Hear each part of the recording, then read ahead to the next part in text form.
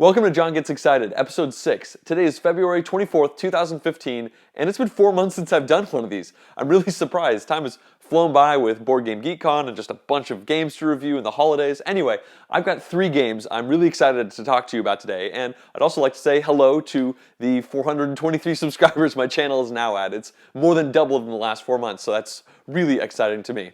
Anyway, let's jump right into the first game I want to talk about, and that is Elysium. This game is designed by Matthew Dunstan and Brett Gilbert, and is being published by Space Cowboys. It's their 3rd game, I believe, and they are known for incredible components and beautiful, interesting gameplay. So I was instantly interested in this game right from the get-go. Then I saw the cover, and it has this awesome gods on the cover, and the art on the cards is gorgeous, but I'm getting away from myself. The heart of this game is essentially drafting cards into a little engine and then knowing when to destroy that engine, and that's something that I always like. But it's got a couple interesting quirks on that. In this game, you have 4 different colored pawns. 4, there we go.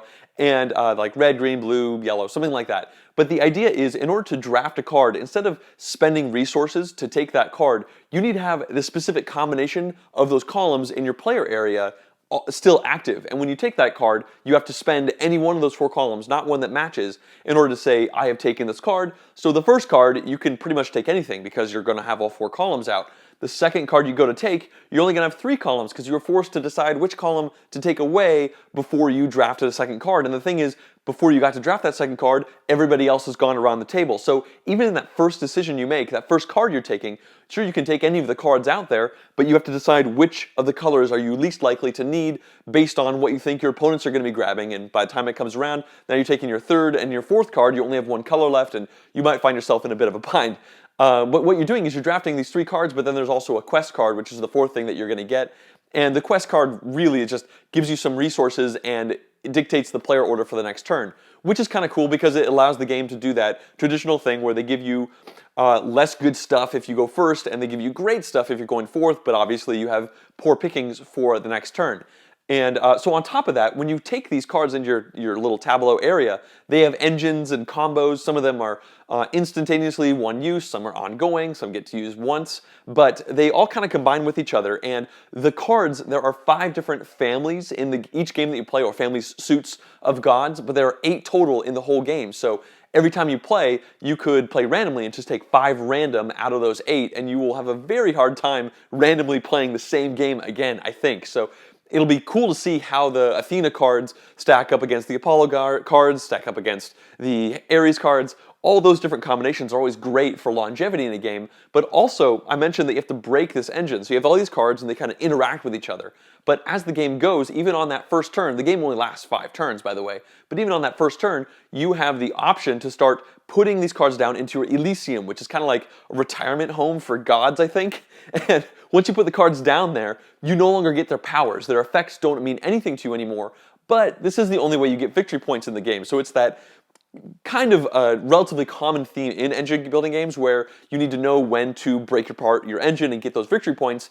But in this one, you're kind of doing it slowly as the game goes on. You don't have a build, build, build, break, break, break. It's build, break, build, break, build, break, build, break all throughout this 5-round game, and then the game's over. And the scoring is like making sets with the cards, and that's okay. That's not particularly interesting. It's all those other things that I've just talked about that have me very excited for this game. I think it's probably an insta-buy, and supposedly it's coming out in the first half of 2015, so I'm very hopeful to see that one soon. The next game that I'm really excited about is Super Motherload, which I actually have right behind me here. This game is designed by Gavin Brown and Matt Tolman, and it's being published by Roxley Games. Now, this was definitely an impulse purchase for me. I only heard about it about a week ago when I was watching a run-through by Rado on YouTube, and about 10 to 15 minutes into the video, I went on Amazon and I clicked buy, and I got it 2 days later because it just had so many interesting, elegant, simple things coming together in a very beautiful package. And I've not played the game twice. This is far from a review. I'm just going to explain to you why this game is really jumping out at me. And so let's jump into it. This game is about competitively mining Mars. And you've got these boards kind of like this that let you go down. And what you do is you put little tunnel chunks onto the board as you're going down to dictate that you mine this gold or you've mined this diamonds or various things like that. And there's all sorts of stuff going on this board, but what you're also doing is deck building while you're doing this. So the way each turn works is you have 2 actions, and there are 3 different things you can do, but realistically those 3 things are 2 things. They are draw cards or start mining stuff on the board, either drilling or blowing stuff up. And what you do when you blow stuff up and mine is you get these resources, and then you immediately put them as currency, money, onto cards that you can purchase. Now, a cool thing this game has going for it is you only get to buy cards that are in your own personal little deck. You don't get to, there's no common row or anything like that, and every single person has an asymmetric deck that's different according to them versus everybody else.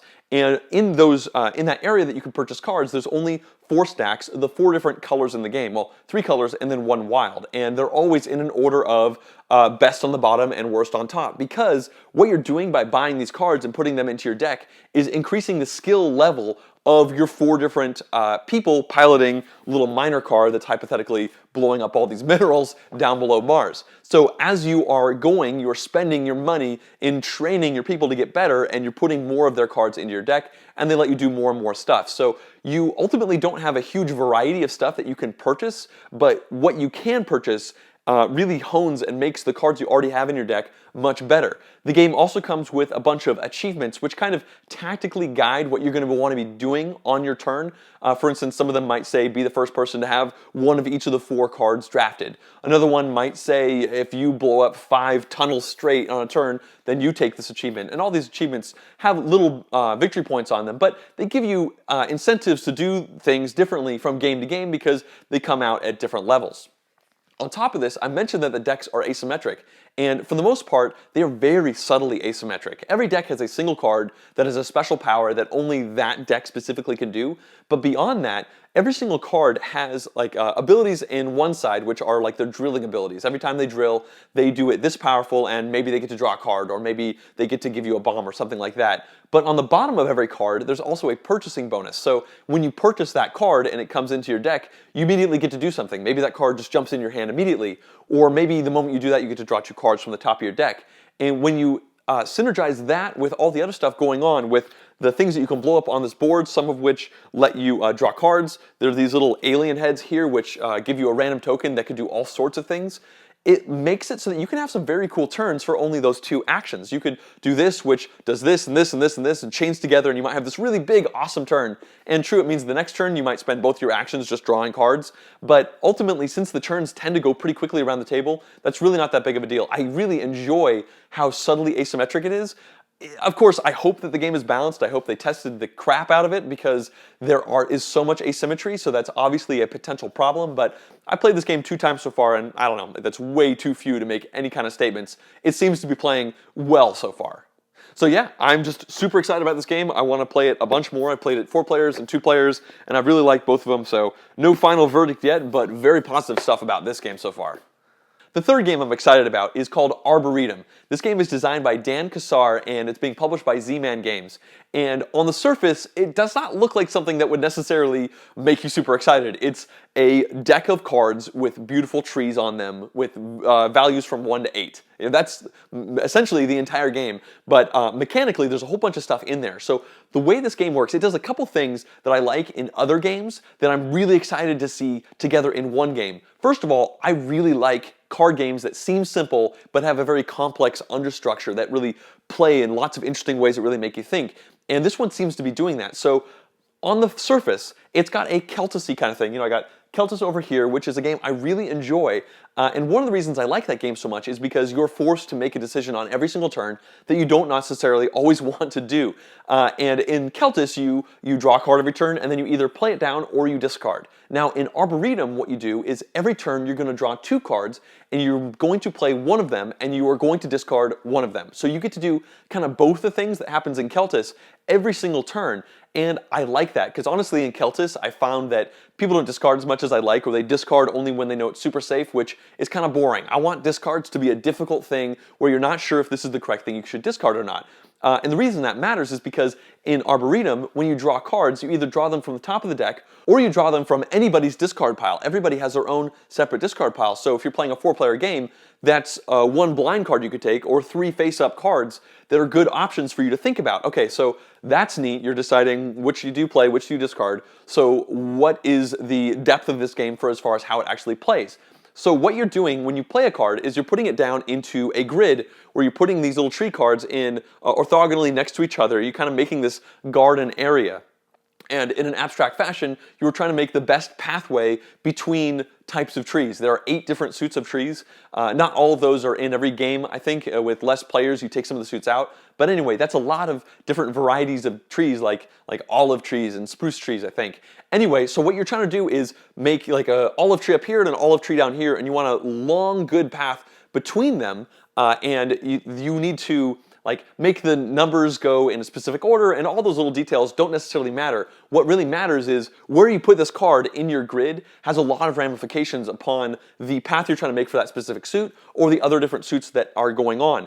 It looks like it's going to be a very difficult game to play the first time for every single person, including myself, because the way the scoring works seems somewhat, not convoluted, just deceptively difficult. When the first couple videos I watched, I genuinely didn't get it until I actually read the rules, and now I pretty much got it, but I'm a little scared to teach it. Anyway, when you get to the scoring at the end of the game, I'm not going to specifically talk about how all that works because I don't have pretty pictures and it's a little confusing, but the main idea is you want to have the best path for that specific type of tree, but in order to be that person, you have to have those trees in your hand. So it has that really cool idea that's kind of in Koi Pond, which I have up here, where you only get to score things down in front that are public based off of things you have that are hidden in private. But unlike Koi Pond, where you just score based off those cards and it's no big deal, in Arboretum, what you're doing is comparing. If you have a really good olive path, you're not going to get to score that olive path unless you have the most value olive cards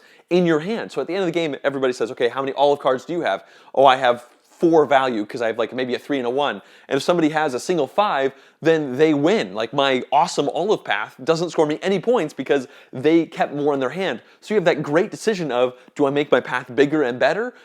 Or do I keep those cards in my hand so that when I score that path, I will hypothetically score it because I will win. So it's a push your luck idea really when it comes down to it, because you want to make that path as long as possible while still maintaining the majority.